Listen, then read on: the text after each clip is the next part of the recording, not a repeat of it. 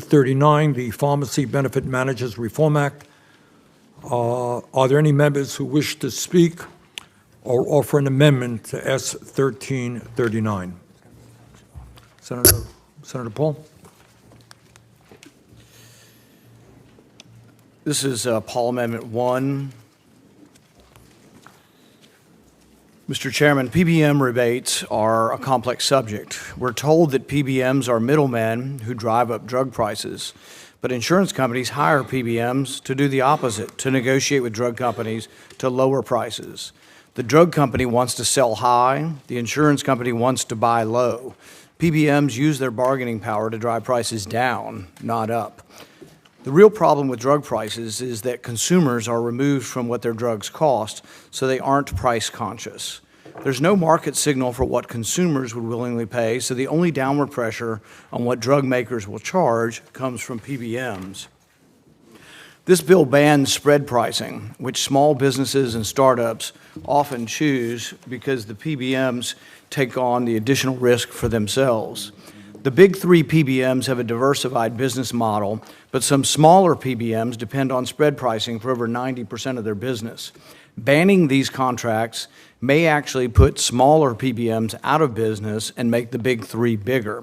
So instead of punishing or restricting the big PBMs, you may actually be making them stronger with this legislation. So maybe we should ask, who is this bill supposed to help? Big Pharma loves this bill. Big Pharma would love to weaken PBMs. They are their adversary in the marketplace because PBMs counteract the size and bargaining power of Big Pharma. In a recent op-ed in the Washington Times, it was pointed out that this bill also helps the biggest three drug wholesalers. 3 of the 15 wealthiest companies in America who control 90% of the prescription drug supply will benefit by taking the PBMs out of the equation. Drug companies want to maximize their sales, and they offer rebates, so PBMs will put their drugs on the plan's formulary, where it will reach the most patients. But why use rebates at all? Why not offer the discounts up front as they once were? The reason is a Depression-era antitrust law called Robinson-Patman, which makes it illegal for anyone who sells commodities to offer different prices based on who they are selling to. The FTC hasn't really enforced this law in 40 years, but since it's on the books, it still affects the market behavior. In 1994, this changed dramatically with a lawsuit. A group of pharmacies filed a class action suit under Robinson-Patman against the big drug companies for not giving the pharmacies the same discounts that they gave to HMOs. HMOs got the discounts because they could influence which doctors prescribe and influence behavior. As part of the settlement, the drug companies were allowed to offer discounts, but only retroactively after a buyer showed the ability to move market share. That's how we got the rebate system.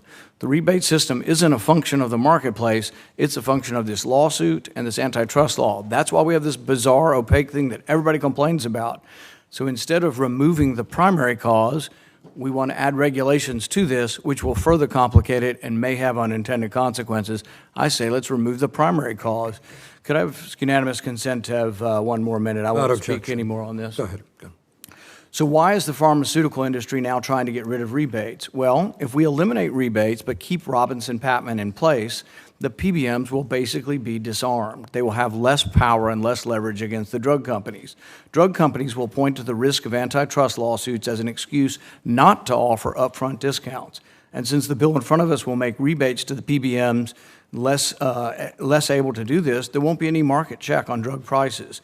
When that happens, just imagine the outcry we'll have for more government price controls in the ensuing years. The alternative is to let PBMs do their job. There are plenty of ways they could do it without rebates, but only if Congress repeals Robinson-Patman first. That's what my amendment would do, to repeal the first cause of all of this mess, of all of the rebate system, which is the Robinson-Patman Act. Okay, thank you, Senator Paul. Let me just jump in and say Senator Paul raises some interesting issues, which I look forward to dealing with in the future. Unfortunately, Senator Paul's amendment would repeal, as he just mentioned, the Robinson-Patman Act of 1936, which is a federal antitrust law intended to prevent price discrimination. We have consulted with a parliamentarian, and it is my determination that this amendment lies in the Judiciary Committee's jurisdiction and would be in violation of Rule 15 of the standing rules of the Senate. Accordingly, I rule it out of order. So, Okay. Mr. Chairman, that means you will not be allowing a vote, It's not within the jurisdiction of the committee. but that's, your ruling is that there will not be a vote allowed. Correct. Okay, but it is an issue that I look forward to working with you on. Further discussion. Mr. Chairman, Senator Romney. I call up Romney Amendment Number 2. As you know, this legislation prohibits spread price contracting. My amendment would preserve the option for employers to consider spread price contracts, but would require PBMs to also present a plan sponsor with at least one non-spread price contract.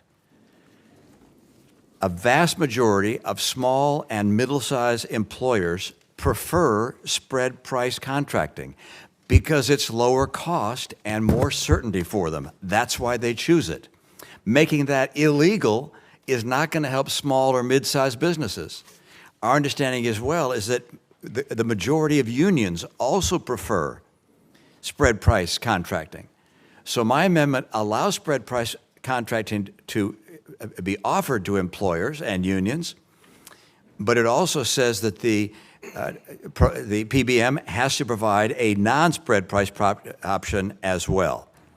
I would note that when infused with transparency that this amendment provides, spread pricing will provide employers predictability, risk mitigation, and encourage broader access to low-cost generics.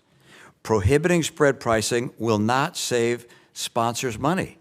The CBO reported that this amendment, by the way, does not add or reduce the deficit. Instead, it could well result in PBMs increasing the amount of service fees. So as a result, I am very much in favor of allowing, if you will, consenting entities, unions, employers, and PBMs to enter into the contracts they think provide them the lowest cost and the greatest degree of certainty. At the same time, insisting on more transparency such that the entities will see an option which is a non-spread pricing option and will be able to choose between them. Thank you, Mr. Chairman. Thank you, Senator Romney. Further discussion? Is Senator, I'm sorry. When you're ready. Okay. This amendment, Senator Romney's amendment, would create an exception to the PBM bill's ban on spread pricing. I'm concerned that this amendment would allow PBMs to continue to profit by charging employers and plans more for a drug than they pay the pharmacy. Under the agreement that I made with Ranking Member Cassidy, at the appropriate time, I will make a motion to table this amendment. Senator Cassidy. I understand Senator Romney's concern, and we want to be mindful absolutely of the plan sponsors. But when we speak to the employers, we don't get the same impression that they're supportive of this, or that they're even aware that spread pricing is part of their contract. I have 2 letters to submit for the record, one signed by 40 business groups and the other by the National Federation of Independent Businesses, in which both advocate eliminating spread pricing. Now, on a kind of different note, though, philosophically understand where you're coming from, and we, I'm told, did work with your staff to try and get it into a place where technically it could work, and that was difficult to do. It was just, we could not do it prior to this hearing. So that said, I will join in opposing the amendment. Further discussion? Yes, Mr. Chairman, I would note that we spoke with the NFIB, and they are not, in fact, supportive of a full ban on spread pricing. They support limitations on spread pricing, which is precisely what my amendment does. There's no question, but the entities would like to be able to have a choice, and that's what my amendment does, which is allow spread pricing to exist for those that want it, but they must also be given an option of a non-spread pricing alternative.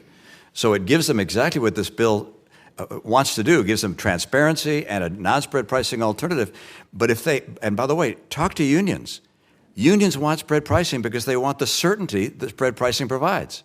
And it is lower cost for them than the alternative.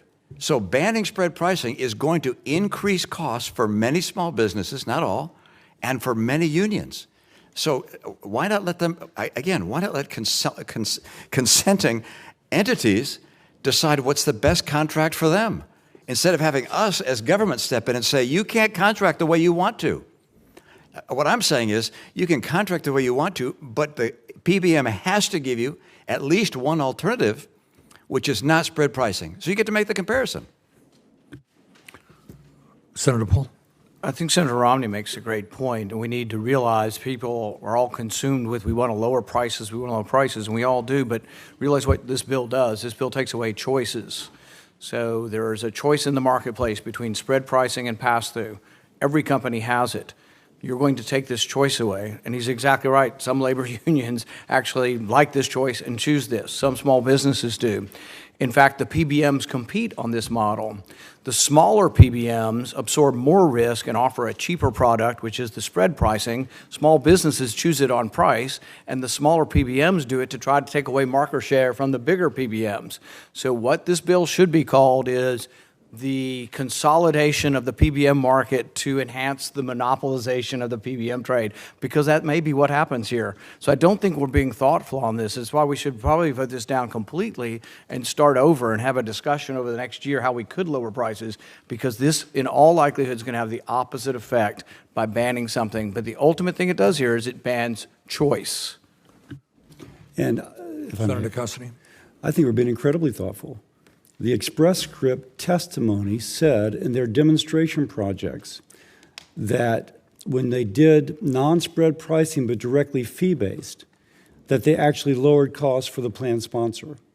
This idea was first brought to me by a smaller PBM, who, and I think I quoted their fee yesterday, which is a lower fee than the spread pricing, which has been documented to be both in the Part D, and which I'm told is, although this has not been researched in the commercial market. I will again go back to this letter in which the 40 different business groups say that most companies are not aware that they are even getting a contract with spread pricing. And now, lastly, on the part of thoughtfulness, if you look at the fully insured market, the two are integrated. The PBM is integrated with the overall insurance plan. It's vertically integrated. So by increasing the cost of drugs, the overall plan is able to manipulate their medical loss ratio so as to kind of constrict it. So there's different ways in which that integrated PBM and insurance company arbitrage these drug prices to otherwise increase price. You don't have to believe me. When Express Scripts talked about it, they talked about how when they did not use spread pricing, there was a 3.5% decrease in overall drug costs. That was their testimony. Further discussion on Romney number 2. Okay, moving on, Senator Baldwin. Thank you, Mr. Chairman. First, procedurally, I would like to withdraw Baldwin Amendment 1 to S 1339 and offer Baldwin Amendment 1 as modified. The Fair Drug Pricing Act, which I have introduced with Senator Braun, passed out of this committee as an amendment back in 2019 with bipartisan support, and I look forward to the same outcome later today. As I stated last week, our amendment would require drug companies to provide a transparency and justification report 30 days before raising the price of a drug by more than 10% in a single year, or more than 25% over a 3-year period. The text before us, as it's being distributed today, improves upon the work that we did back in 2019 and incorporates technical assistance from Health and Human Services and the Food and Drug Administration. According to the Congressional Budget Office, the Fair Drug Pricing Act would not impact the deficit. Over a dozen states have passed some form of legislation requiring drug companies to report more information in their pricing practices.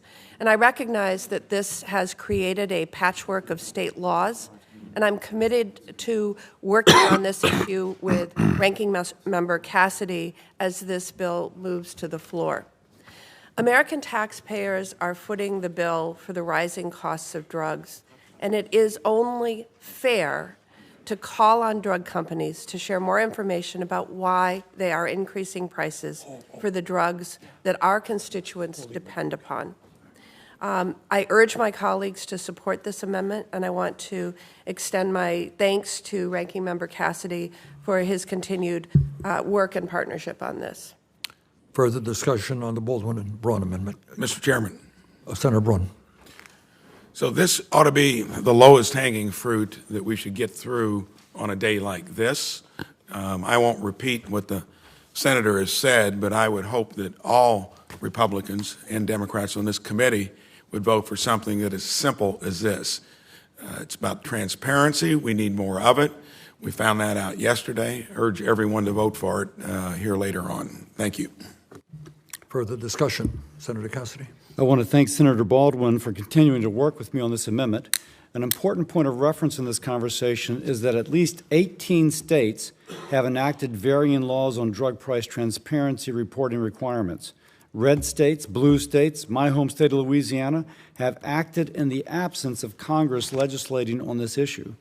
However, if we enact Senator Baldwin's legislation, it would establish a federal reporting requirement that may conflict with the numerous other reporting requirements that already exist today. That would be hard to comply with and result in patients not getting the clearest information. I am not opposed to a federal reporting requirement for drug price transparency with the appropriate guardrails, but we should make sure that there isn't an unnecessary administrative burden that could have the unintended consequence of driving up compliance costs that are ultimately passed to the patient. I'd like to ask Senator Baldwin if she would agree to continue to work with me to see if we can find a way forward on preempting the patchwork of state laws and look to streamline the drug transparency reporting requirement before this reaches the Senate floor. As I proffered in my statement just a moment ago, I look forward to working with you on the issue of a path forward on the various states who have enacted transparency and justification reports, and believe that our track record already in looking at this bill and this amendment and resolving issues should give us encouragement that we'll be able to do that by the time it reaches the floor. I thank Senator Baldwin. Look forward to continuing to work together. With this agreement, I plan to support Baldwin number 1 when we proceed to votes later this morning. Senator Paul. I have Paul amendment. Oh, before, I'm sorry, Rand. Let me just say a word on this one. I support Senator Baldwin's amendment, and I thank her for agreeing to modify it. This amendment is simple, straightforward. It will require pharmaceutical companies to disclose research and development costs, profits, and marketing expenses whenever they substantially increase the price of prescription drugs. According to a report from the U.S. Department of Health and Human Services, the pharmaceutical industry increased the price of more than 1,200 prescription drugs from July 2021 to July 2022. The Baldwin-Braun amendment tells the big drug companies, who combined made over $100 billion in 2021, that if they're going to substantially raise the price of prescription drugs, they have got to disclose to the American people the justification for those price hikes. I urge a yes vote on this amendment. Any further discussion on it? Senator Paul. I offer Paul Amendment 2. Like the chairman, I believe in the power of collective bargaining. While I'm against firing workers who don't want to pay union dues, I do think there's a place for collective bargaining in a free market. People ought to be allowed to freely associate and leverage their economies of scale as long as it's voluntary and no one's coerced. Under the National Labor Relations Act, labor unions and union members are excluded from the federal antitrust laws as long as they are instituted for the purposes of mutual help. I actually think the NLRB got it right here. There is value in voluntary mutual help, and the law should recognize that. And I think we should extend the same principle to groups that have to negotiate with PBMs. One complaint I often hear about PBMs is that they're just too big and powerful, so the small pharmacies don't have a chance to get their fair contract terms from them. The argument makes a lot of sense. Now, there are already groups that collectively bargain for community pharmacies. They're called Pharmacy Service Administrative Organizations. and most of the small pharmacies use them. The problem is there's too many of them. They're too dispersed across the country to have real leverage. Over 80% of the community pharmacies use PSAOs, but every state in the union has at least 3 of them, and some have 8 or 9. When you compare that to the PBM market, where the PBMs account for over 230 million lives, it's easy to see the imbalance in the negotiation. My amendment would fix this problem by extending the same antitrust treatment that currently applies to labor unions, also to pharmacies, hospitals, and healthcare professionals. Any combination of these groups could band together and bargain collectively on the private market without fear of antitrust prosecution, as long as their combined book value is smaller than the PBM they're negotiating with. This amendment is modeled on a bill that passed the House of Representatives by a vote of 276 to 136 at the end of the Clinton administration. The chairman at that time, when in the House, was actually a supporter of this. The original bill only applied to healthcare professionals, so pharmacies would be added to it. But I think given the problems of our community pharmacists and many of our rural hospitals are facing with negotiating with PBMs, they deserve to be included as well. As a physician, I say if physicians deserve this kind of protection, don't pharmacists deserve it also? I ask for your support. Thank you. Let me just say this again. I understand that Senator Paul is offering this amendment in order to empower independent pharmacies to negotiate together against PBMs and get better rates. He would do this by amending our nation's antitrust laws. We have consulted with the parliamentarian, and it is my determination that this amendment lies in the Judiciary Committee's jurisdiction and would be in violation of Rule 15 of the standing rules of the Senate. Accordingly, I rule it out of order. Mr. Chairman, Senator Paul. I understand the chairman's prerogative and the power to rule this out of order. The chairman also has the power to rule it in order and allow a vote on it. To have a debate over such a grand issue and silo off the different possible reforms and say, oh, we're going to fix it by not fixing the primary problem because that's in another committee's jurisdiction, I think isn't a rational way to approach these problems. And in the end, you may well get the unintended consequences of thinking you're doing something to the marketplace while not fixing first causes and ultimately making the situation worse. Thank you. Thank you. Further discussion? Okay. Are there other amendments? Mr. Chairman. Mr. Chairman. We had Mr. Chairman. Senator who? Senator Markey. Thank you, Mr. Chairman. Mr. Chairman, first I'd like to offer Markey Amendment Number 1, which is co-led by my colleagues Senator Braun and Marshall.